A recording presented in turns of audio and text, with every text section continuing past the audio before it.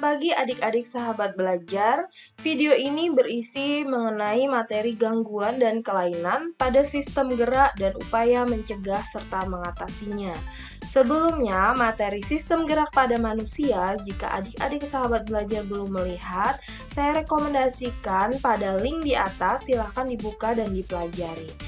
Nah, sebelum masuk ke materi, saya minta adik-adik sahabat belajar like video ini, subscribe bagi yang belum subscribe, kemudian nanti setelah selesai, bagikan video ini ke media sosial adik-adik sahabat semua, sehingga teman-teman yang lain juga ikut bisa melihat dan menyimak video ini.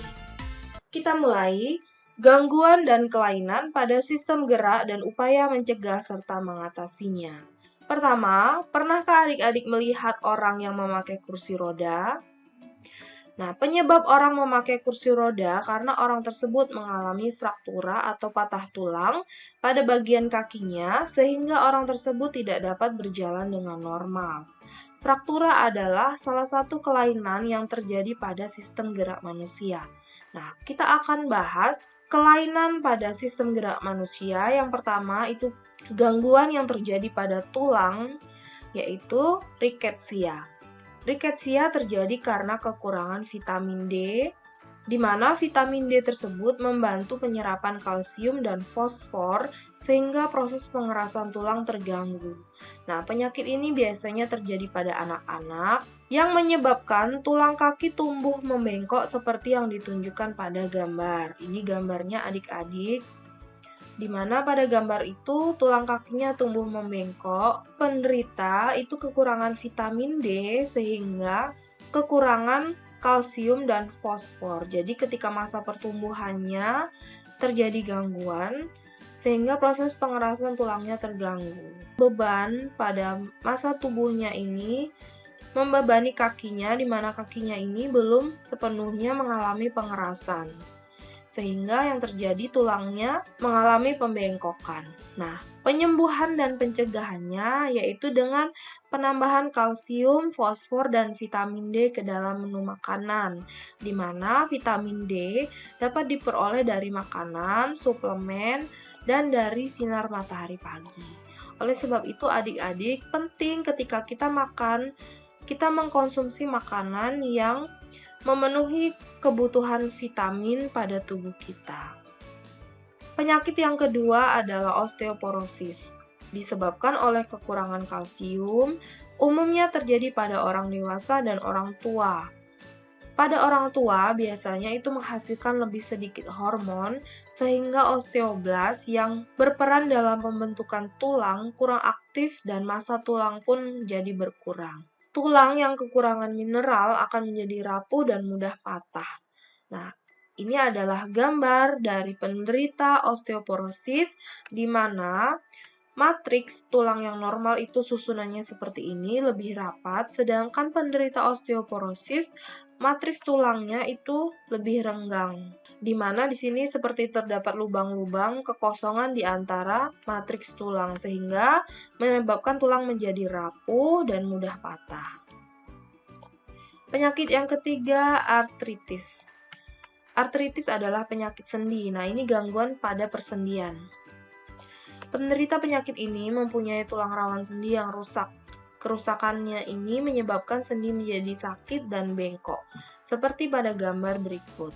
Ini adalah gambar kondisi tangan penderita artritis, di mana persendiannya mengalami gangguan, sehingga pada persendian di sini ya, ini gambar yang normal, ini gambar yang menderita penyakit artritis, ini yang sudah parah. Bagian sendinya ini terlihat membengkok. Nah, adik-adik sahabat belajar, rematik adalah salah satu bentuk artritis. Beberapa hal yang menyebabkan penyakit artritis adalah metabolisme asam urat yang terganggu, sehingga asam urat tertimbun pada sendi dan menyebabkan sakit terutama pada jari-jari tangan maupun kaki. Penumpukan kapur di antara dua tulang mengakibatkan sendi sulit digerakkan dan kaku. Bagaimana mencegahnya? Dengan cara mengkonsumsi makanan yang seimbang, yang tidak menyebabkan metabolisme asam urat menjadi terganggu. Penyakit yang keempat, fraktura atau patah tulang.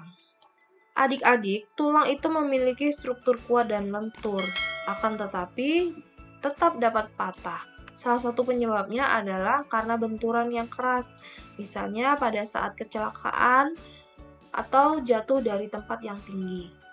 Nah, patah tulang itu disebut dengan fraktura. Ini adalah contoh gambarnya. Jenis-jenis patah tulang, yang pertama oblik atau miring, kemudian comminuta, kemudian spiral. Nah, ketiganya ini merupakan jenis fraktura yang tertutup. Artinya, keadaan patah tulangnya ini, tulangnya tetap berada di dalam daging atau tubuh si penderita. Akan tetapi berbeda dengan fraktura terbuka, di mana terdapat pemisahan tulang yang tulangnya itu keluar dari tubuhnya sehingga nampak dari luar. Maka itu disebut dengan fraktura terbuka. Ya, ini penjelasannya. Jika tulang yang patah tidak sampai menembus kulit, maka disebut dengan fraktura tertutup. Artinya tetap di dalam kulit. Apabila yang patah itu keluar menembus kulit, maka disebut dengan fraktura terbuka. Nah, fraktura dibedakan berdasarkan kondisi tulang yang patah. Ada yang miring, comminuta atau terpecah-pecah menjadi bagian kecil, dan spiral, seperti pada gambar. Ini hanya miring, kemudian comminuta ini terpecah menjadi bagian-bagian yang kecil atau hancur, kemudian patah secara spiral. Bagaimana cara mencegahnya? Supaya tidak mengalami fraktura akibat kecelakaan, maka ketika melakukan aktivitas kita harus berhati-hati, misalnya pada saat berolahraga. Gangguan yang selanjutnya adalah kifosis, lordosis, dan skoliosis. Adik-adik sahabat belajar, tulang belakang manusia yang normal itu sebenarnya tidak lurus, akan tetapi melengkung. Seperti pada gambar, ini tulang yang normal, kondisinya itu sebenarnya tidak lurus, akan tetapi sedikit melengkung. Nah, bentuk tulang belakang sendiri itu mempengaruhi bentuk tubuh kita. Kelainan pada tulang belakang ini ada 3, lordosis, kifosis, dan skoliosis. Pada gambar, struktur tulang penderita kifosis, lordosis, dan skoliosis. Gambar yang A itu bentuk tulang belakang pada keadaan normal, di mana tulang belakangnya sebenarnya memang tidak lurus, akan tetapi sedikit melengkung. Kemudian pada penderita kifosis seperti ini, di mana bagian punggung itu lebih melengkung lagi ke belakang atau lebih menonjol ke belakang, sehingga cenderung orang pada penderita kifosis itu terlihat membungkuk. Bagian yang C itu gambar tulang belakang pada penderita lordosis, di mana tulang belakang pada bagian pinggang itu melengkung ke depan, sehingga tubuh penderitanya pada bagian perut itu cenderung lebih maju ke depan, lebih condong ke depan. Nah, pada penderita skoliosis ini gambarnya, di mana tulang belakangnya membelok ke kanan atau bisa juga ke kiri, yang biasanya disebabkan oleh kesalahan pada saat posisi duduk. Penderita skoliosis pada saat duduk, dia terbiasa miring ke kanan atau miring ke kiri, sehingga akhirnya ruas-ruas tulang belakangnya ini membengkok cenderung ke kanan atau ke kiri. Untuk penjelasannya, yang pertama kifosis adalah kelainan melengkungnya tulang belakang yang berlebihan, di mana bagian dada ke arah belakang. Biasanya, kifosis dapat juga disebabkan karena penyakit, misalnya penyakit TBC atau rickettsia, dan kebiasaan duduk yang salah. Jadi, penyebabnya ada 2, yang pertama penyakit dan kebiasaan duduk yang salah. Yang kedua, lordosis, di mana tulang belakang penderitanya itu berlebihan ke arah depan di bagian pinggang, seperti pada gambar yang tadi, sehingga pinggangnya lebih menonjol ke depan. Nah, lordosis disebabkan oleh perut penderita yang terlalu besar, misalnya pada orang yang hamil atau yang mengalami kegemukan. Kemudian disebabkan oleh rickettsia atau kebiasaan duduk yang salah. Yang ketiga, skoliosis. Skoliosis itu melengkungnya tulang belakang ke arah samping, seperti pada gambar, bisa ke samping kanan atau ke samping kiri. Biasanya disebabkan oleh penyakit polio atau kebiasaan duduk dan berposisi yang salah.